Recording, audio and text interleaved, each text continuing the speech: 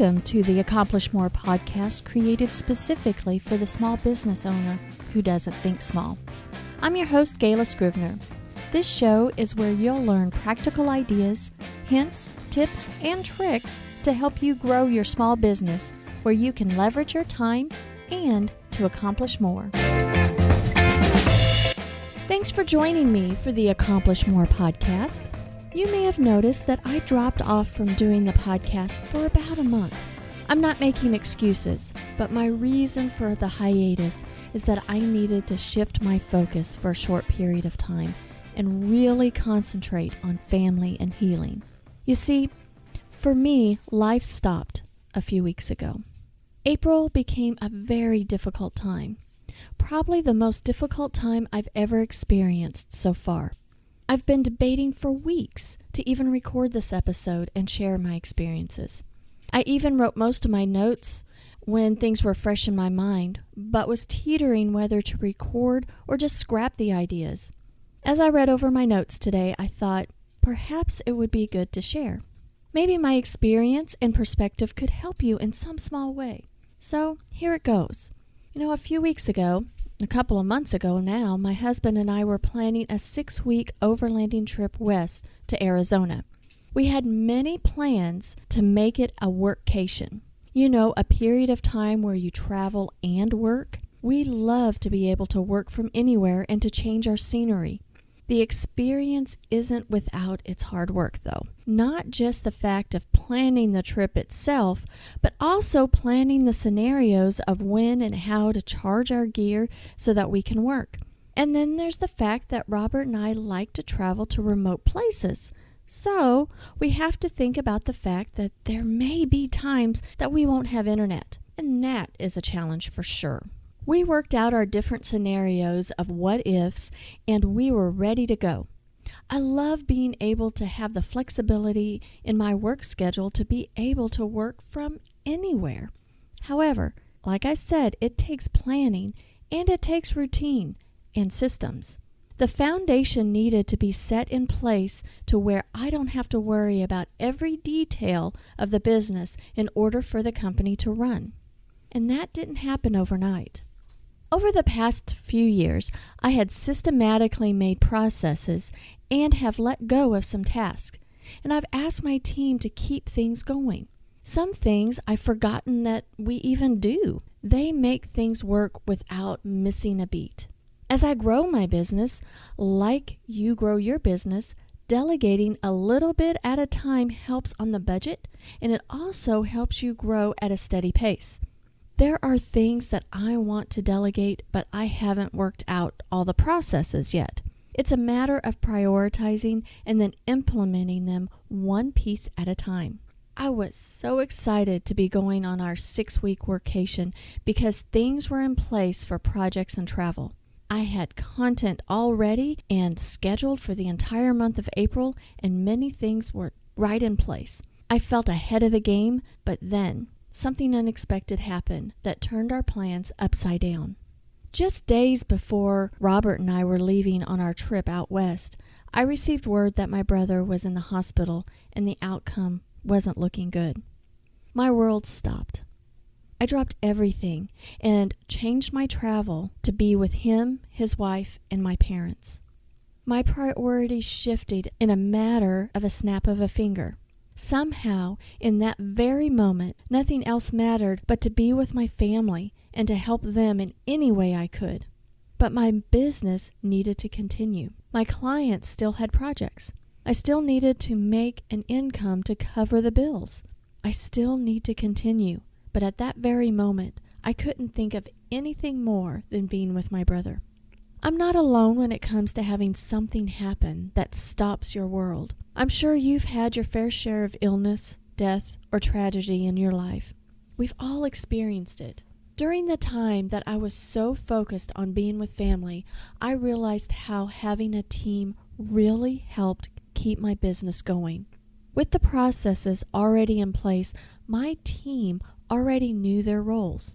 They already had their projects and were keeping up with them. They helped me keep things straight when I wasn't thinking clearly. They helped remind me of things that needed to be done so that together we could prioritize and plan. During this time when I wasn't thinking clearly, I was so grateful to have my team to help me keep going. All of them stepped up and pitched in any way they could. But that wasn't without me giving some direction. I was better able to delegate some things and had the faith that since my team knows me and wants to shine and have our company shine, they would do a great job. And they did. They do a wonderful job. When something unexpected happens and priorities shift, they may shift dramatically, but don't use the unexpected as an excuse to say you can't. I practically dropped out of existence for about a month. Almost 2 months. My first priority was family time. The first thing that I had to drop was my face-to-face meetings and networking. My team helped me to cancel and reschedule meetings. Of course, I couldn't be in a meeting when I was physically 8 hours away. I guess I could have made phone calls or video appointments. After all, there was a lot of waiting and downtime at the hospital. But my mind wasn't in a good place to talk with clients or even potential clients at the time. My team made return phone calls if I needed help in that area. They helped field and answer messages or my emails.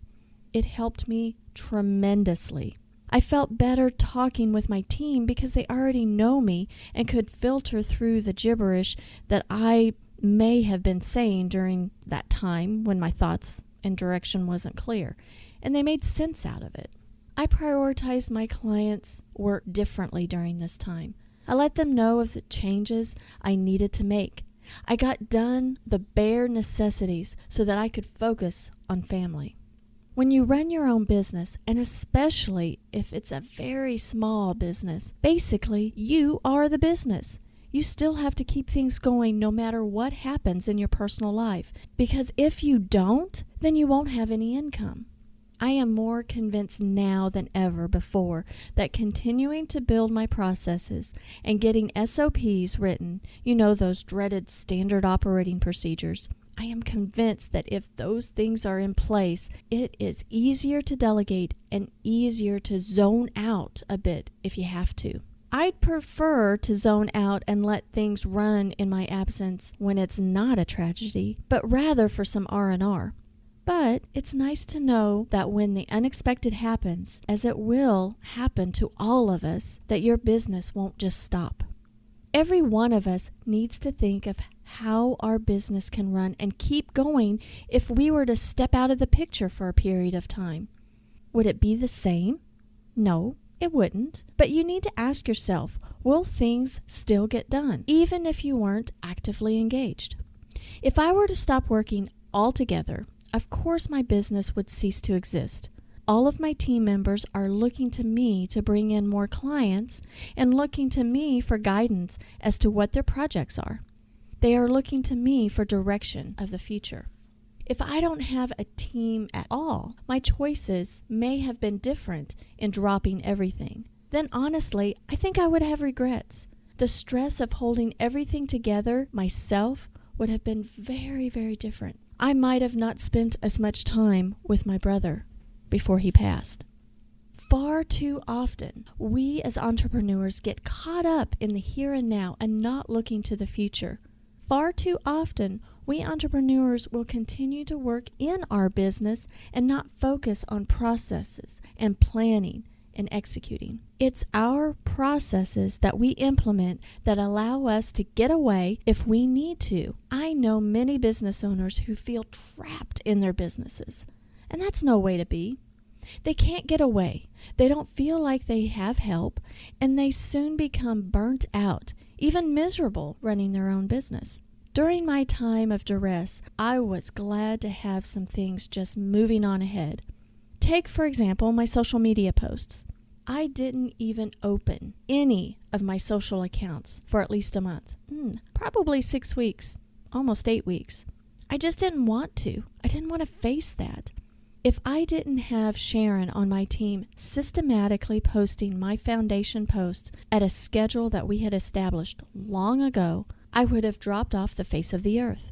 But with Sharon's help, I was able to have my regular posts scheduled and keeping consistent. I also do weekly podcasts and emails. Well, those things were kept up for a bit because mainly I was preparing those posts in anticipation of being gone on my workcation. I know the importance of being consistent to establish trust and confidence.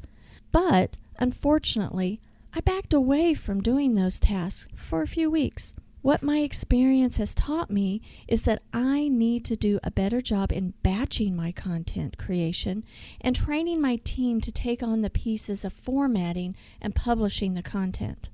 Currently, I tend to do quite a bit of the task when it comes to my podcast and weekly emails. But what I began doing at the first of this year was bringing my team in on some of the steps. I will certainly bring them in on more of the steps in the future. Not everything was in place when the news came to me about my brother in April, but I see the benefits of batching and delegating more than ever, and I am more devoted in doing that than ever before.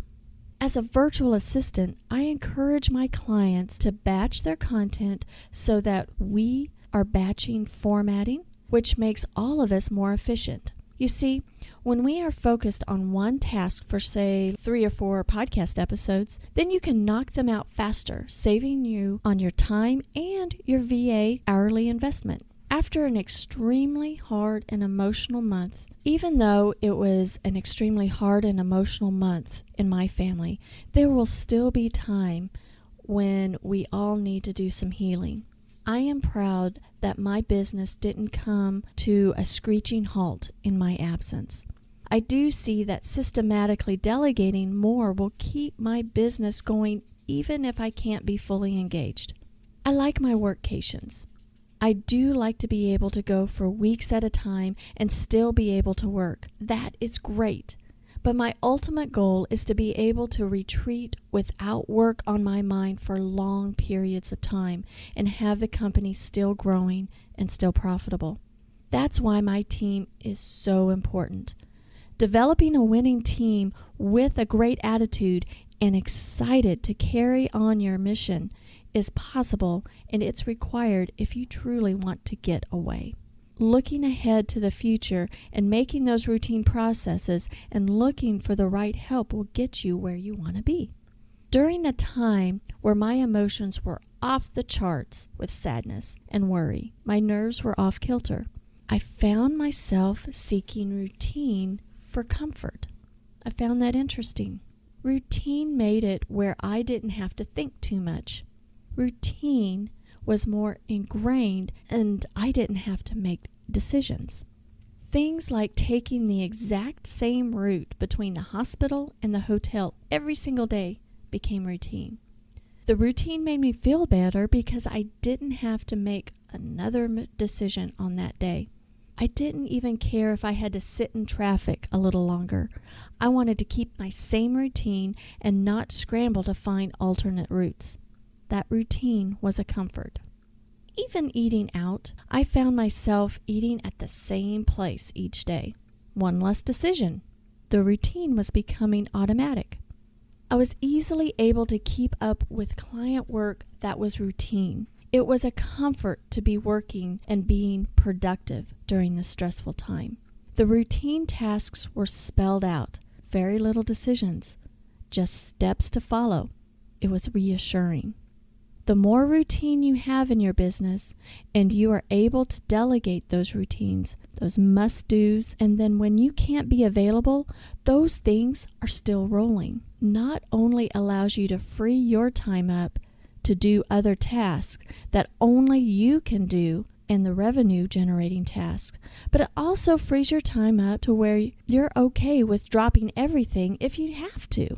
Owning a business is hard work. There's no doubt about it. Growing a business doesn't happen overnight.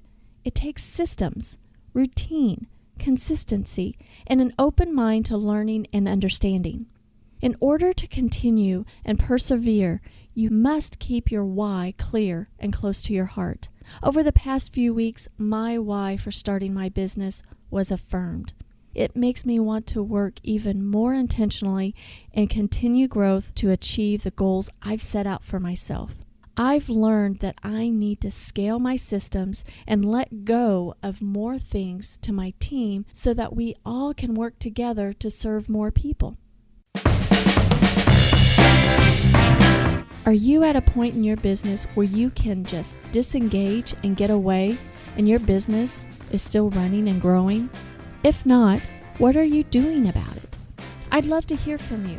Drop me a note at podcast@scrivenersolutions.com. That's podcast at SCRIVENER